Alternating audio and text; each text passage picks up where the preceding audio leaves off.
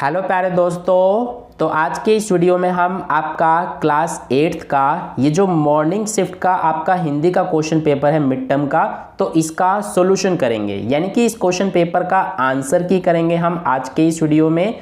तो चलिए शुरू करते हैं। सबसे पहले देखिए आपका खंड अ का जो फर्स्ट क्वेश्चन है ये आपका गद्यांश वाला था। तो सबसे पहले ये जो पूरा गद्यांश है इसे आपको एग्जाम में अच्छे से पढ़ना था ध्यान से। तो आपने एग्जाम में पढ़ लिया होगा। अब देखिए इसका फर्स्ट क्वेश्चन मैं आपको करा रहा हूं। इसमें क्या पूछा गया था, गद्यांश के अनुसार खिलौने वाला बच्चों को खिलौने कैसे बेचता था। तो इसमें हमारा आंसर हो जाएगा बच्चों से पैसे लेकर खिलौने देता था। यानी कि जो ये ख वाला ऑप्शन है ये हमारा करेक्ट हो जाएगा। ठीक है, अगर आपने जो गद्यांश है उसे ध्यान से पढ़ा होगा तो आपने इसका आंसर जरूर सही किया होगा। तो फर्स्ट का ख ऑप्शन करेक्ट है। इसके बाद सेकंड क्वेश्चन देखिए, गद्यांश के अनुसार खिलौने वाला क्या गाकर खिलौने बेचता था। तो क्या गाकर बेचता था, बच्चों को बहलाने वाला खिलौने वाला, ये गाकर बेचता था खिलौने वाला। ठीक है, तो इसीलिए हमारा सेकंड का ये क वाला जो ऑप्शन है ये हमारा करेक्ट हो जाएगा। इसके बाद चलते हैं सेकंड क्वेश्चन पर। सेकंड क्वेश्चन में हमें ये देखिए काव्यांश दिया गया था। तो सबसे पहले इस काव्यांश को आपको ध्यान से पढ़ना था। इसके आधार पर फर्स्ट क्वेश्चन देखिए क्या पूछा था, काव्यांश के अनुसार पक्षी सपनों में क्या देख रहे हैं। तो तरु की फुनगी पर के झूले देख रहे हैं। तो इसीलिए हमारा ये क जो ऑप्शन है यही करेक्ट हो जाएगा फर्स्ट क्वेश्चन का। इसके बाद सेकंड क्वेश्चन देखिए, काव्यांश के अनुसार स्वर्ण श्रृंखला के बंधन में पक्षी क्या क्या भूल गए। तो क्या क्या भूल गए, अपनी गति और उड़ान। यानी कि हमारा ये ख ऑप्शन करेक्ट है सेकंड क्वेश्चन का। इसके बाद चलते हैं थर्ड क्वेश्चन पर। थर्ड में देखिए इसमें बोला है निम्नलिखित व्याकरणिक प्रश्नों के उत्तर लिखिए। तो यहाँ पर ग्रामर के क्वेश्चंस पूछे गए हैं इसमें, यानी कि व्याकरण के। फर्स्ट क्वेश्चन क्या है, निम्नलिखित में से व्यक्तिवाचक संज्ञा है। तो इसमें हमसे व्यक्तिवाचक संज्ञा पूछा गया है। तो जो सचिन तेंदुलकर है ये हमारा हो जाएगा व्यक्तिवाचक संज्ञा। व्यक्तिवाचक संज्ञा में क्या आता है, किसी व्यक्ति का नाम या फिर किसी जगह का नाम, ये सब आते हैं। तो यहाँ पर व्यक्ति का नाम सिर्फ एक ही है, ये वाला, यानी कि सचिन तेंदुलकर। तो ये हो जाएगा हमारा व्यक्तिवाचक संज्ञा। इसके बाद सेकंड क्वेश्चन देखिए, भाववाचक संज्ञा पहचानिए। तो इसमें हमारा भाववाचक संज्ञा क्या हो जाएगा, जवानी। ठीक है, ये हो जाएगा हमारा भाववाचक संज्ञा, यानी ग ऑप्शन इसका करेक्ट हो जाएगा। इसके बाद थर्ड क्वेश्चन देखिए, दरवाजे पर कौन खड़ा है, वाक्य में सर्वनाम की पहचान बताइए। तो देखिए दरवाजे पर कौन खड़ा है, तो इसमें हमारा सर्वनाम हो जाएगा कौन। ठीक है, कौन हो जाएगा इसमें हमारा सर्वनाम। तो इसीलिए ये ग ऑप्शन इसका करेक्ट हो जाएगा। और फोर्थ है, स्वर्ण श्रृंखला में विशेषण के भेद की पहचान बताइए। तो ये जो स्वर्ण श्रृंखला है इसमें हमारा विशेषण का कौन सा भेद है, तो इसमें हमारा है गुणवाचक विशेषण। ठीक है, क्योंकि इसमें देखिए क्या आ गया, स्वर्ण श्रृंखला, यानी कि यहाँ पर स्वर्ण आ गया। तो स्वर्ण का मतलब क्या होता है, स्वर्ण का मतलब सोना होता है। तो इसीलिए इसमें कौन सा विशेषण है, गुणवाचक विशेषण है। ठीक है, इसके बाद चलते हैं नेक्स्ट क्वेश्चन नंबर 4 पर। तो क्वेश्चन नंबर 4 में देखिए यहाँ पर हमें ये गद्यांश दिया गया है। ये गद्यांश को आपको सबसे पहले ध्यान से पढ़ना था, ये आपके बुक का है। तो इसके आधार पर क्वेश्चंस पूछे गए हैं। देखिए इसमें गद्यांश जो है वो यहाँ तक है। तो फर्स्ट क्वेश्चन क्या पूछा गया था, गद्यांश के अनुसार लेखक गर्मी की छुट्टी में कहाँ जाता था। तो कहाँ जाता था, अपने मामा के यहाँ। तो इसीलिए इसका ख वाला ऑप्शन जो है ये करेक्ट हो जाएगा। इसके बाद सेकंड क्वेश्चन देखिए, गद्यांश के अनुसार लेखक की रुचि लाह की चूड़ियों में क्यों नहीं रह गई थी। तो क्यों नहीं रह गई थी, लेखक बड़ा हो चुका था। तो इसीलिए ग ऑप्शन करेक्ट हो जाएगा। इसके बाद नेक्स्ट है थर्ड क्वेश्चन, गांव में होते हुए भी कई दिनों तक लेखक को बदलू का ध्यान क्यों नहीं आया। तो क्यों नहीं आया, लेखक को लाह की चूड़ियों में रुचि नहीं रह गई थी। तो इसीलिए हमारा जो क ऑप्शन है ये करेक्ट हो जाएगा थर्ड का। इसके बाद फोर्थ क्वेश्चन देखिए, गद्यांश के अनुसार लेखक को किसकी मरहम पट्टी करनी पड़ी। तो किसकी मरहम पट्टी करनी पड़ी, अपने मामा की छोटी लड़की की। ठीक है, यानी कि ग ऑप्शन इसका करेक्ट हो जाएगा। इसके बाद चलते हैं फिफ्थ क्वेश्चन पर। फिफ्थ क्वेश्चन में हमें ये देखिए पूरा ये आपको एक काव्यांश दिया गया है। तो काव्यांश के आधार पर फर्स्ट क्वेश्चन क्या पूछा गया था कि काव्यांश के अनुसार पक्षी और बादल क्या हैं, तो क्या है, भगवान के डाकिए हैं, यानी कि ख वाला ऑप्शन करेक्ट हो जाएगा। सेकंड क्वेश्चन में काव्यांश के अनुसार हम क्या नहीं समझ पाते हैं, तो हम क्या नहीं समझ पाते हैं, पक्षी और बादल द्वारा लाई गई चिट्ठियां नहीं समझ पाते हैं। इसके बाद अगला है थर्ड क्वेश्चन, कवि के अनुसार पक्षी और बादल कहाँ जाते हैं, तो कहाँ पर जाते हैं, यहाँ पर इसमें हमारा ये ग वाला ऑप्शन करेक्ट हो जाएगा, यानी कि एक महादेश से दूसरे महादेश तक जाते हैं। इसके बाद फोर्थ क्वेश्चन देखिए, कवि के अनुसार भगवान के डाकिये द्वारा लाई गई चिट्ठियों को कौन पढ़ता है, तो कौन पढ़ता है, पेड़ पौधे पानी और पहाड़ पढ़ते हैं। इसके बाद अगला क्वेश्चन है क्वेश्चन नंबर 6, निम्नलिखित प्रश्नों के उत्तर लिखिए। तो यहाँ पर फर्स्ट में देखिए, बदलू को किस बात से चिढ़ थी, तो बदलू को किस बात से चिढ़ थी, कांच की चूड़ियों से चिढ़ थी। इसके बाद अगला क्वेश्चन है, बस की यात्रा पाठ में बस कैसी थी, तो कैसी थी बस, वयोवृद्ध यानी कि पुरानी थी, यानी कि एक तरह से बूढ़ी हो गई थी बस, ठीक है। इसके बाद अगला है हमारा क्वेश्चन नंबर 7, इसमें बोला है निम्नलिखित प्रश्नों के उत्तर लिखिए। तो इसमें हमारा फर्स्ट क्वेश्चन है, भगवान के डाकिये कविता के रचयिता कौन है, तो आपको पता होगा अच्छे से, रामधारी सिंह दिनकर। इसके बाद नेक्स्ट क्वेश्चन है, पक्षी और बादल किसके डाकिये हैं, तो किसके डाकिये हैं पक्षी और बादल, तो ये है भगवान के डाकिये। अब चलते हैं इसके बाद क्वेश्चन नंबर 8 पर। तो क्वेश्चन नंबर 8 से आपका वर्णनात्मक प्रश्न स्टार्ट हो जाते हैं, ठीक है। तो यहाँ पर सबसे पहले देखिए, यहाँ पर बोला गया है कि हमें निम्नलिखित व्याकरणिक प्रश्नों के उत्तर लिखिए। फर्स्ट में है, दो शब्दों के मेल को क्या कहते हैं। हालांकि ये जो क्वेश्चन है ये थोड़ा सा अलग है, ये क्वेश्चन ही गलत है। दो शब्दों के मेल को क्या कहते हैं, इसका आंसर वाक्य भी हो जाएगा, यानी कि दो शब्दों के मेल को, दो या दो से अधिक शब्दों के मेल को वाक्य कहा जाता है, तो वाक्य आंसर हो जाएगा, या फिर इसके अलावा समास भी हो जाएगा हमारा आंसर। तो इसमें आप इसके आंसर में समास या फिर वाक्य दोनों ही इसमें लिख सकते थे। इसके बाद नेक्स्ट क्वेश्चन है, अधिकार में मूल शब्द क्या है। तो देखिए, अधिकार जो है इसमें हमारा मूल शब्द क्या हो जाएगा, इसमें जो अधि है ये हो जाएगा उपसर्ग, और कार जो है ये हो जाएगा मूल शब्द, ठीक है। तो इसीलिए इसमें हमारा कार क्या है, ये मूल शब्द है, तो हमारा आंसर हो जाएगा कार।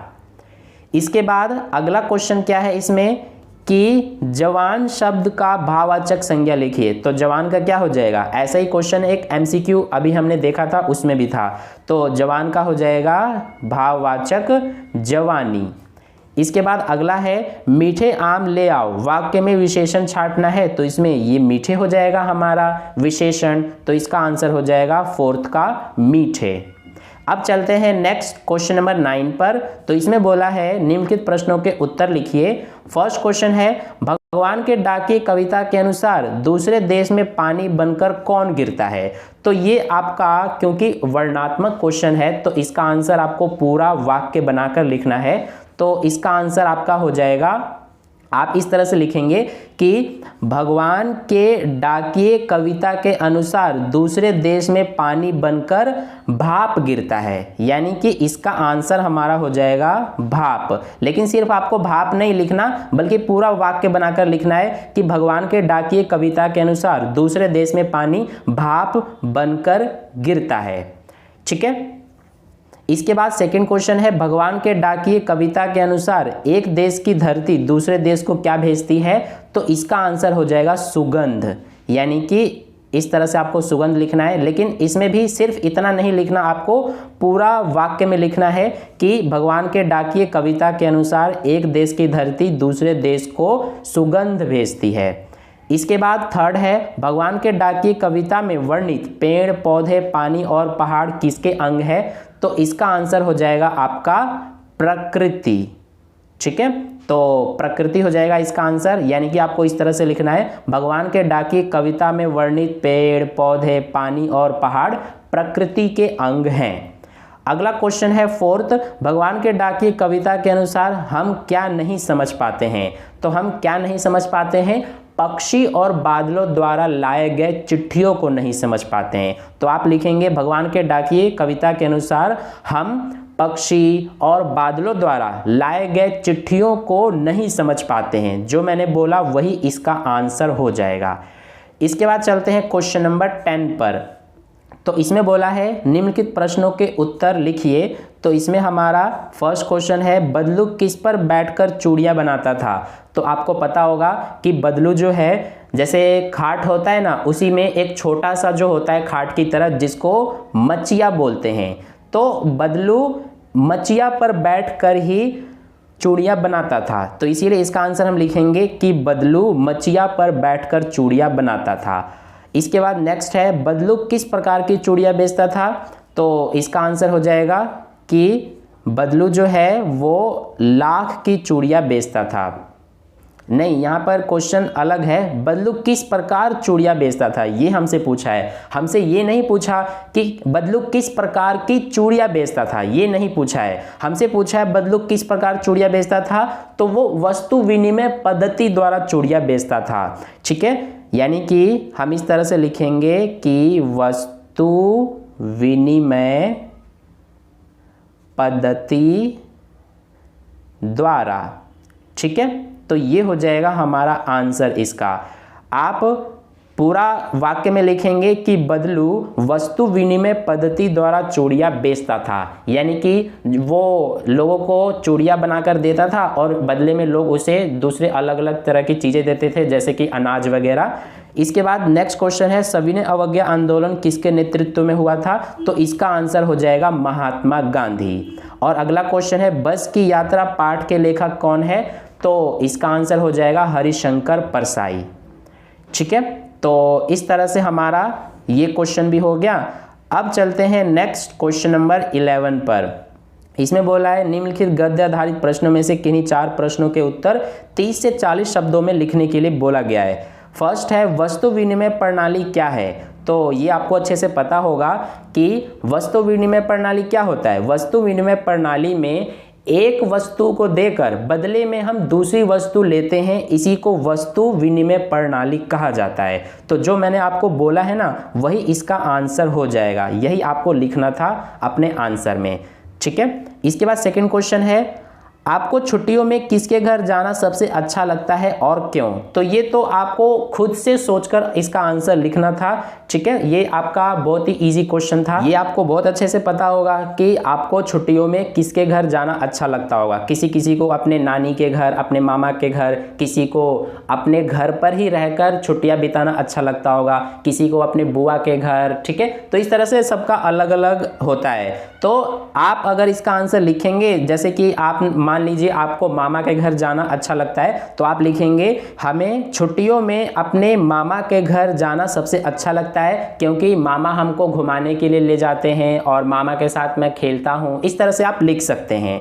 ठीक है, इसके बाद थर्ड क्वेश्चन है कि बस की यात्रा पाठ में लेखक हर पेड़ को अपना दुश्मन समझ रहा था, क्यों। क्योंकि बस की हालत बहुत ही खराब थी। बस का जो ब्रेक है वो फेल होकर कभी भी जो रोड के दोनों तरफ पेड़ लगे थे तो किसी भी पेड़ से टकरा सकती थी बस। तो इसीलिए जो लेखक है वो हर एक पेड़ को अपना दुश्मन समझ रहा था, क्योंकि जो बस है वो किसी भी पेड़ से टकरा सकती थी। तो इसीलिए इसका आंसर यही हो जाएगा। अगला क्वेश्चन है आपको सपनों का भारत कैसा होना चाहिए। आपके सपनों का भारत कैसा होना चाहिए। तो ये कोई बुक का क्वेश्चन नहीं है, ये आपको खुद से सोचकर लिखना है कि आपके सपनों का भारत कैसा होना चाहिए, यानी कि भारत में आपको क्या क्या आप देखना चाहते हैं, भारत आपके हिसाब से कैसा होना चाहिए। तो आप इसका आंसर में लिख सकते थे कि मेरे सपनों के भारत में जो भारत है वो विकसित देश होना चाहिए, कोई भी भारत में रहने वाला जो व्यक्ति है वो भूखा ना सोए, इसके अलावा भारत में भ्रष्टाचार ना हो। तो इस तरह से आप लिख सकते थे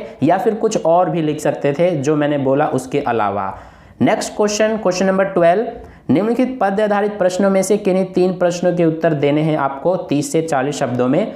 फर्स्ट है भगवान के डाकिए कविता के अनुसार चिट्ठियों को कौन पढ़ता है। तो यहाँ पर ये क्वेश्चन जो है रिपीट हो रहा है। तो अभी हमने देखा था इसका आंसर कि जो कविता है, कविता के अनुसार चिट्ठियों को कौन पढ़ता है। तो पेड़ पौधे, पहाड़, नदी, यही सब कविता के अनुसार चिट्ठियों को पढ़ते हैं। अगला है भगवान के डाकिये कविता के अनुसार पक्षियों की पंखों पर क्या तिरता है, तो खुशबू तिरता है, यानी इसका आंसर हो जाएगा खुशबू। आप लिखेंगे भगवान के डाकिये कविता के अनुसार पक्षियों की पंखों पर खुशबू तिरता है। अगला है भगवान के डाकिये कविता के अनुसार किसकी लाई हुई चिट्ठियों को कौन बाँचता है, तो पेड़ पौधे, पहाड़, नदी, यही सब बाँचते हैं। ये भी क्वेश्चन रिपीट हो रहा है यहाँ पर।